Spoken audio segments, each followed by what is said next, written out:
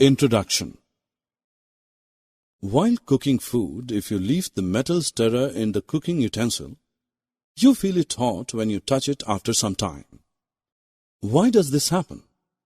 You were not heating the stirrer, but still it became hot. How? Let us find out in this lesson. Objectives. At the end of this lesson, you'll be able to explain effects of heat, identify modes of heat transmission, conduction, convection, and radiation. Explain good and bad conductors of heat. When an object is heated, it undergoes many changes. The object becomes hotter. The object may expand or contract in size. A substance may change its state when heated. For example, water changes into water vapor on heating.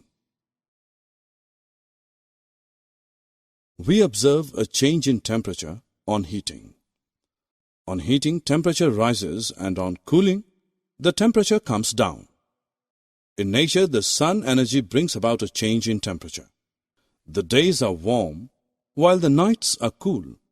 Summer is hot, winter is cold. Matter exists as solid, liquid, and gas. All the three states of matter expand on heating. The expansion of matter depends on the temperature through which it is heated. In this case, when we heat this plate, the higher the temperature, more is the expansion. Expansion of matter also depends on the size of the material being heated. The longer the plate or bigger the bowl, more is the expansion for the same rise in temperature. The nature of the material being heated also plays an important role in expansion. For example, copper expands more than iron for the same rise in temperature. Liquids and gases are fluids. They expand on heating. Expansion in gas is very large as compared to solids or liquids. Let us look at some practical uses of thermal expansion of solids in daily life. The iron rim is fitted in bullock cart wooden wheels by heating. When the metal cools, it holds the segments of the wooden wheel firmly. A small gap is left between the rails of a railway track, where the two rails are joined with the help of a fish plate. The gap is left to allow space for the expansion of rails in summer.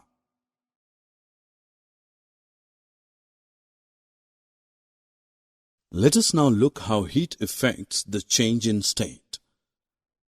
On heating, a solid changes to liquid and a liquid changes to gas. Conversely, on cooling, gas loses heat to change into a liquid and a liquid loses heat to change into a solid. The temperature at which a solid melts to change into its liquid form is known as its melting point. Melting point of ice is 0 degrees Celsius. The temperature at which a liquid starts boiling and changing into its gas state is known as its boiling point. Boiling point of water is 100 degrees Celsius. Perhaps you have observed that when a stove is lighted in the kitchen, the air inside the room becomes little warmer. If this air is allowed to come out through an open window, it gradually cools down. The metal stirrer left in the cooking bowl becomes hot. These examples indicate that the bodies at higher temperature lose heat and consequently their temperature falls. When bodies gain heat, their temperature rises. There is a mutual exchange of heat between bodies at different temperatures.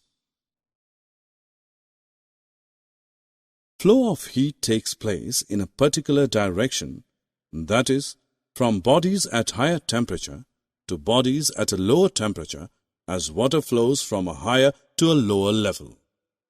There are three modes of transfer of heat from one place to the other place. These are conduction, convection, and radiation. Let us perform an experiment. Take a metal rod, hold one end and heat the other end. In the beginning, the end of the rod in the hand is not hot. However, very soon we find that the end becomes hot and we are not able to hold the rod any longer.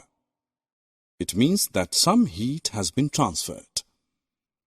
The process by means of which heat is transferred in a solid body from one part to the other is known as conduction.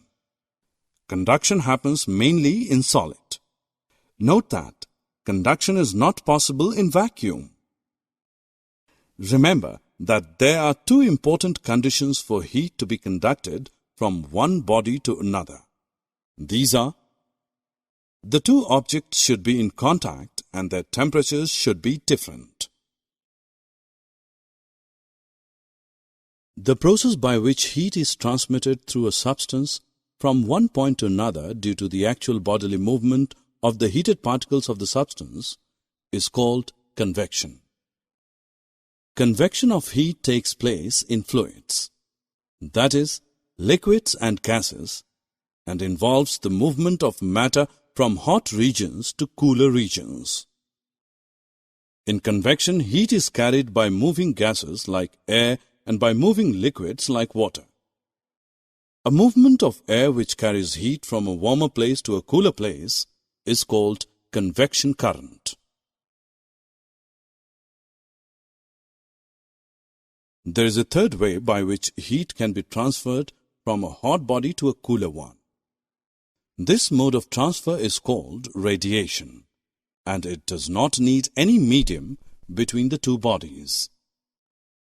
All hot bodies radiate heat. The hot objects radiate heat rays to the surroundings. Heat from the sun comes to us by radiation.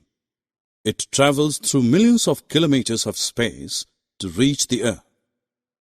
When this heat falls on some object, a part of it is reflected, a part is absorbed, and a part may be transmitted. The temperature of the object increases due to the absorbed part of the heat. A cloudy night is hotter than a clear night. When the sky is clear, the heat radiation goes into the atmosphere, but due to the presence of clouds in the sky, these thermal radiations are reflected back to the earth and one feels warmer. Breeze is caused due to difference in heating. Let us see the cause for land breeze and sea breeze. During the day, land gets heated more than the sea water. Hot air above the land rises up, and therefore the cold air from the seaside moves towards the beach. This is sea breeze. At night it is exactly the reverse. The water cools down more slowly than the land, so the cool air from the land moves towards the sea. This is called the land breeze. Summary. Let us summarize what we have learned.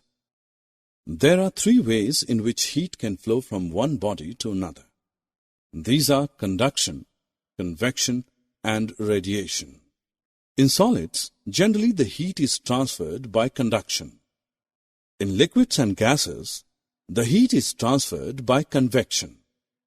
No medium is required for transfer of heat by radiation.